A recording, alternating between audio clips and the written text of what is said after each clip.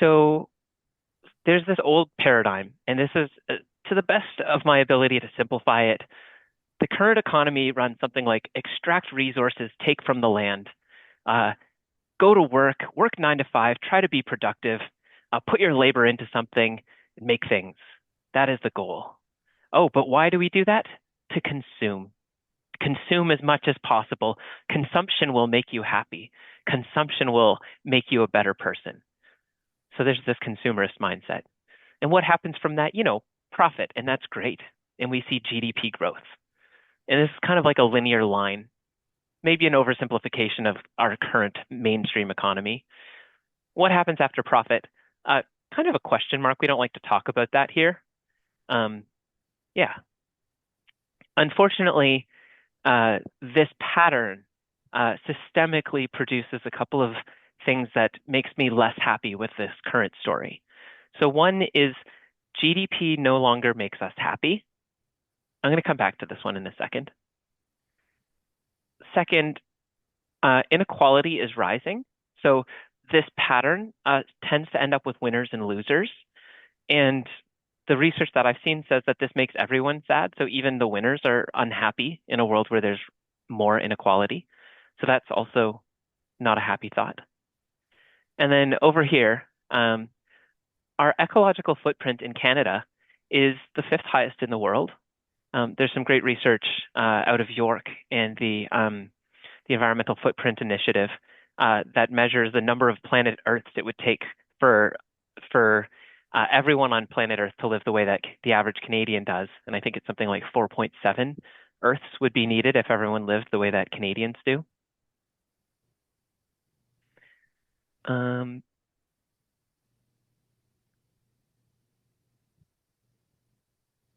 Yeah, let me just do that. That's even better.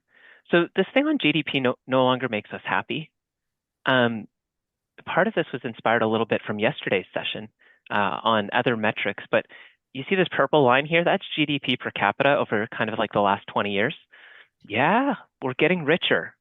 Not everyone, but on average, we're getting richer. But now this pink line, this is our happiness. And so from 1994 to 2010, these two things were pretty correlated. And the whole premise of, raising GDP is actually a good way of measuring what's going to make us happier. In the last 10 years, it's actually negatively correlated. So this one's out here for all of you real economists over here looking at the R squares and that kind of thing. It's negative 3.5, which means the richer we're getting, the less happy we're being. I mean, correlation is not causation, but this slide has me think. So there's a lot of people saying, yeah, we're not happy with that. We can imagine something different. This festival was sparked through a grant from the David Suzuki Foundation to We All Canada, which represents well-being economies. And we reached out to all of our friends in the networks, donut economy, regenerative economy, purpose economy, so many different types of economies. We've got our local groups. The Toronto Nature Stewards are hosting some stuff. And there's so many words and so many people working on different facets of things. And they each have their own paradigms, their own tech, their own language. They're a little bit separate in some ways. And so this festival, we've colloquially called it the Big Tent, the thing where we invite everyone who's thinking about these things, and we can start to notice where are the similarities across the patterns and the stories that we're telling. Where are the differences? Where might we let our stories come in contact and evolve?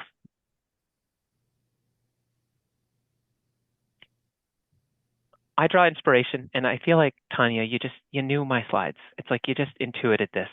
I'm trying to again oversimplify things, but for me, the core pattern between all of those things that I was looking at is this pattern that mimics living systems that survive long term, where the parts of the system care for the whole.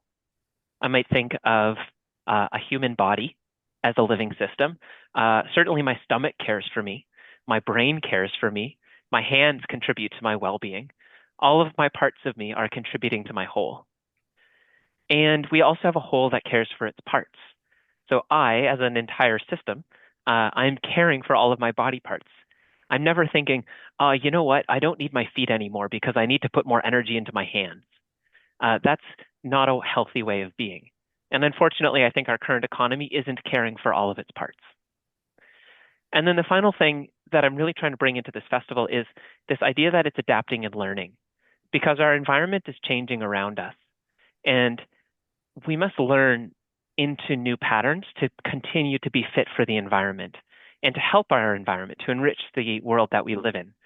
In fact, I am just a part of a larger system around me. And I also put in this word healing, which to me has some sense of unlearning. The old story is in my bones. It is in the culture around me. It permeates me. And it's really difficult for me to imagine anything different. And so there's, to me, an unlearning process that I have to do to stop telling that old story because it keeps popping ideas into my head.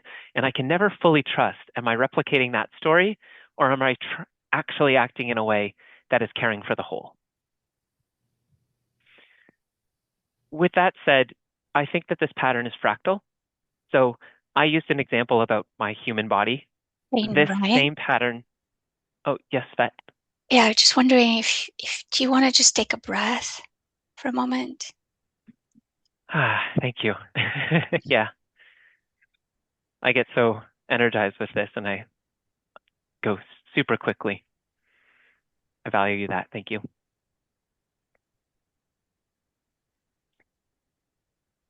So this pattern of living systems, I mean, as you can see here, I try to see this pattern in myself, in my own mindset.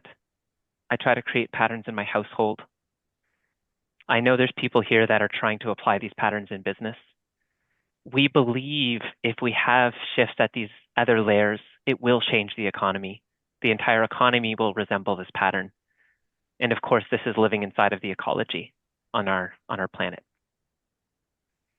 And now I believe that we see glimmers of this pattern in different places, but my current take, and I think we probably have some differences in this, but this isn't something that you can read a book to learn to do. We can't just create this on our first attempt, but it might be a multi-generational process of learning and unlearning. And so it's from this understanding that we create this festival as a place for us to come together to learn together and unlearn together.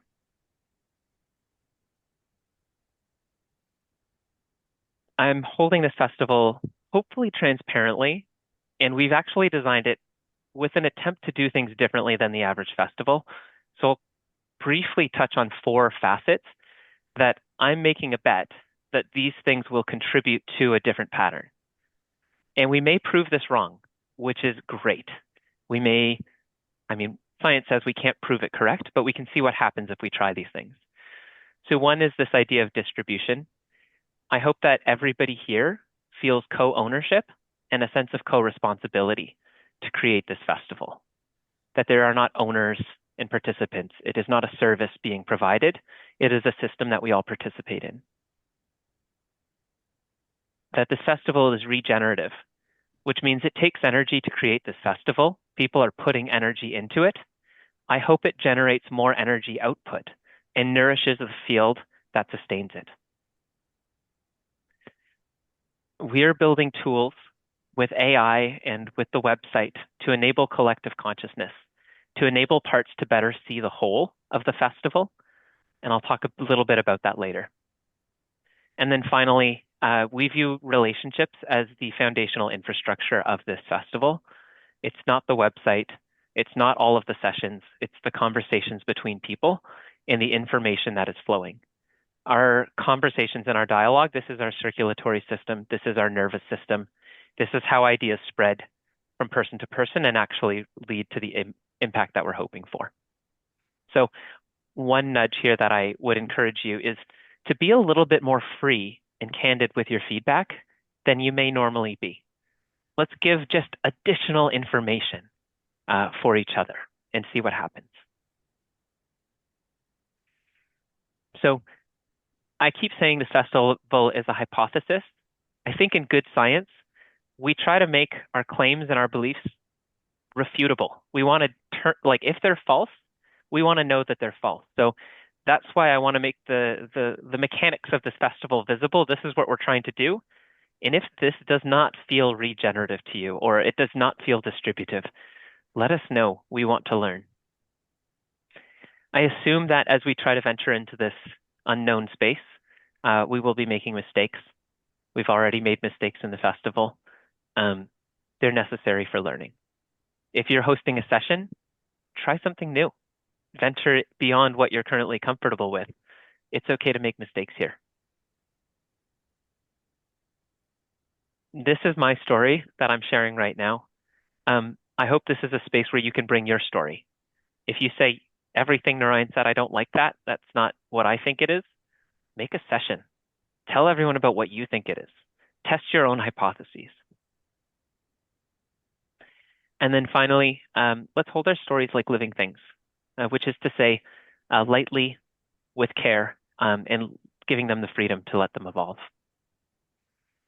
Now, I don't even remember if I have one more slide. Nope, ignore that. That's for after. Yeah, I think I would like to, we're going to go into breakout rooms where you'll be in a trio. You'll have 10 minutes. I'll invite you to share some story of what's the old world for you and what do you feel like you're moving into.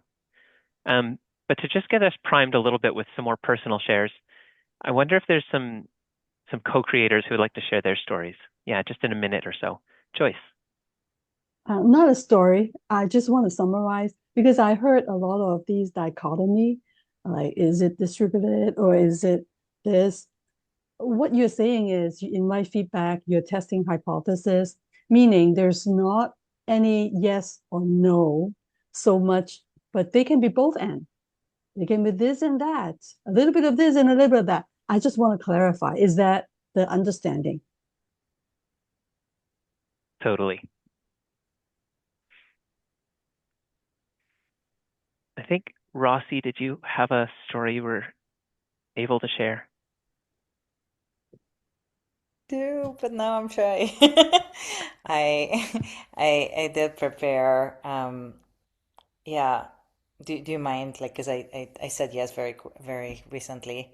Um, I guess my story starts with I began my career as one of very few women bond traders inside of like very traditional economic system, focused on numbers and speed and risk, and then I burned out, quit the job, and began my photography journey, and started exploring ways of being where they were off the beaten path, like in the creative fields.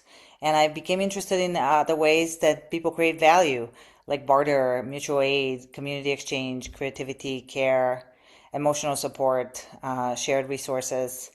I've always felt drawn to people who don't easily fit traditional career paths.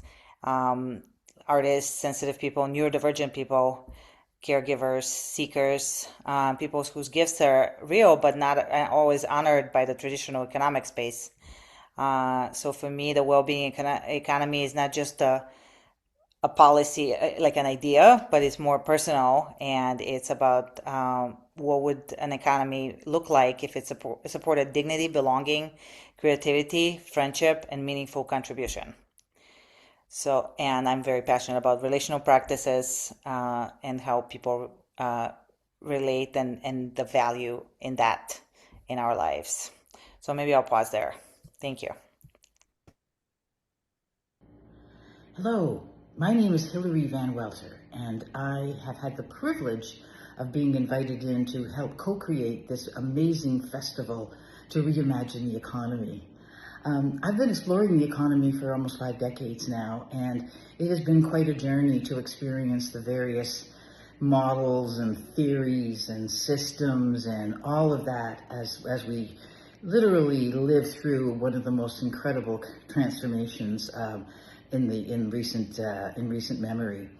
So when I was invited in to be part of this, it was really fascinating to observe, first of all, the diversity of perspectives, the way that people shared very differing opinions about things, but did it with a respect that pieces of everything that people said were able to be woven into the foundations, into the framework, And any of us that have been involved in co-creation and collaboration know how difficult that is. So I just want to say thank you for the opportunity to be part of the initial seeding of this incredible experiment. Like, I really am excited to see what happens when you trust that people will come and co-create with you a phenomenal new possibility that we call the economy. And maybe it's many things, but I have to say, this has been a great experience. I really am looking forward to seeing how it all unfolds. And huge congratulations to the team that started this all up, because it's been a labor of love. And I want to finish with the idea that the role that care has been playing in the formation of this festival and in the implementation and activation of it. A great deal of care has been shown, and this is a beautiful example of how an economy can care, and by caring can innovate, and by reimagining can come to some very different opportunities. Wishing everybody a wonderful day. I'm sorry I can't be at the opening. I'm going to be in the air, but I wanted to send my huge congratulations and deep, deep respect for what I believe is going to be a milestone experience for all. Thank you. All right. Why don't we go into breakout rooms? You'll have 10 minutes to share your story with a couple other folks at this festival. In this festival, the basic feedback loop cycle here is that there's sessions. Everyone can make sessions. And from these sessions, we'll send you a little note taker. Unfortunately, our note taker, which is called Festival Note Taker, was not feeling well and hasn't joined this session. We're recording it manually.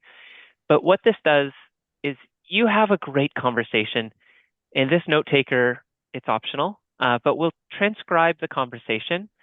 It'll do its best to anonymize things. It's not perfect, so I can't promise true anonymity. If you talk about authors or someone refers to you in the third person, sometimes that comes through. After the festival, participants can offer a harvest and say, what stood out? What did I learn? What connections did I make? Your thinking matters, and it connects to this. And all of these things sort of in the back end come, and we summarize it. And it turns into a little markdown file, like a little text file, and goes into this place that we call the harvest. So you might have seen this on the website, but we can kind of think of this as our commons of thinking. So all of the ideas and the conversations and perspectives that are shared throughout all of the different sessions come into this harvest space, into our commons. And you can click on sessions, you can see what people are talking about, you can read all of the summaries and the reflections people are adding. You can explore it in a knowledge map to look at connections and things. And we've also added this feature called Ask the Festival. So if you're interested in something like, say, regenerative business, you could just go into Ask the Festival and say, hey, I'm here on day 5. What have the conversations on regenerative business already surfaced? And now it'll say, well, there was this session and then someone talked about it over here and it came up here. And so you can sort of learn from what came before. And that might spark a new session. You might say, okay, well, there's 2 questions we haven't yet answered that I want to explore. I'm going to reach out to this person, and we'll create a session. And so now we're back in the feedback loop of here's another session. We have another great conversation. And it, again, uses some of this tech to feed it back into the harvest space. A bit novel, we're trying to create an emergent process based on sessions that relate to one another. So given that, we have adopted sort of some cultural principles from open space technology, which is, well, 1, anyone can make a session, of course. 2, whoever comes to your session, if you add it to the calendar, those are the right people. So even if one other person shows up, or 2 other people show up, don't feel disappointed. You can have a beautiful conversation with the 3 of you, and your conversation can feed the commons of our thinking together. And I think sometimes these smaller conversations actually achieve a richer depth than, say, a session with 100 people. Speaking of which, number of participants, it's not a competition. Donut Economy and Ernst & Young have already won that competition. They have over 150 people coming tomorrow, so you're not going to beat them. The third thing is whatever happens in your session is the only thing that could have happened. So if your session goes off the rails, you can just let go of your assumptions and your expectations because these things are alive. The sessions are alive and dialogues flow. We don't know where they go. As a participant, you have the law of 2 feet. If you're in a session and you're neither learning nor contributing, feel free to send a note into the chat, hey, this isn't really working for me, feedback. Or you can also just leave. I don't want anyone to feel trapped in a session. And I know this goes against some of our politeness norms as Canadians. Be like, oh, it's so rude to leave the party early without telling them. No, just leave. I give you permission in this festival. If you're not learning or contributing, you're kind of, I hate to say it this way, but dead energy in the room. I don't know. It doesn't help the aliveness, let's say, which is kind of the final guiding point. If there's only one thing you remember around this, the norms that I'm hoping for this festival, it's aim for aliveness. As a host, as a participant, follow what is connecting to you, what energizes you. Might be tension, might be excitement, might be resonance, whatever it is, aim for aliveness. And I think the more we shoot for aliveness, the more we end up with wholeness. We end up with that system where all of the parts are actively participating to care for that system. And then finally, I just wanted to say a couple of things on the tech because we are in a world where AI is changing things radically. And I've heard, we're experimenting here. We're experimenting into the unknown, attempting to use tech for good to help us with these processes in ways that weren't possible previously. I personally, and with the support and help of a lot of the participants who've been beta testing things, we've built most of the tech ourselves. The website you see is us building this website. I've never built something like this before. Things will probably break. The pieces that have security, we're actually using other services like Supabase is our database and stuff. They have really strong security, so it's not just relying on my skill set. But all of the features that you see that are built into it, we're building it as we go. So if you have ideas of like, oh, the festival should have this thing, just send me a message and we can build it. We own this. And if we don't feel comfortable with the tech the way it is, we can change it. So right now, the default is to send a note taker that the host can either let in or choose to leave outside. I could change the default if everyone's like, we actually hate this idea. No harvest, no commons. Then I can change the default to it's actually opt-in only. The two main critiques that I've heard of this, one is the environmental concern, that AI is going to have a huge impact on the environment. So it might be harmful for us to be using AI in this way. I've got a couple slides on that. And then the second is privacy. And so I think I'm kind of addressing the privacy piece just by saying it's mostly optional. You don't have to participate in anything that is recorded. And if you don't speak, your words are not added to it. But we do want to know if you are like, I will not participate because it's recorded. I will change things or we will change some things around probably, maybe. We're going to do a poll in a second. But on the environmental side, this is something that I've thought a lot about earlier. And I have some numbers that are directional and probably should be questioned.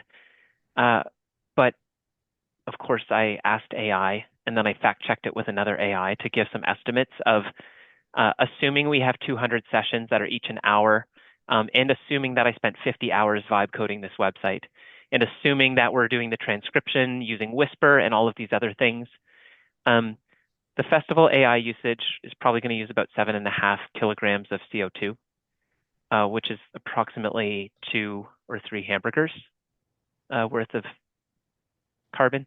It might be the same as like the number of showers that we take over the 2-week period. I don't know how often you shower. And it's actually less than buying a fast fashion t-shirt. And this is not a per person festival AI use. This is the whole thing. And, I love data, so I just go a little further. Unfortunately, Zoom, if we spend that same length of time on Zoom, that actually uses the most energy because Zoom and YouTube and Netflix, that actually consumes a lot of energy.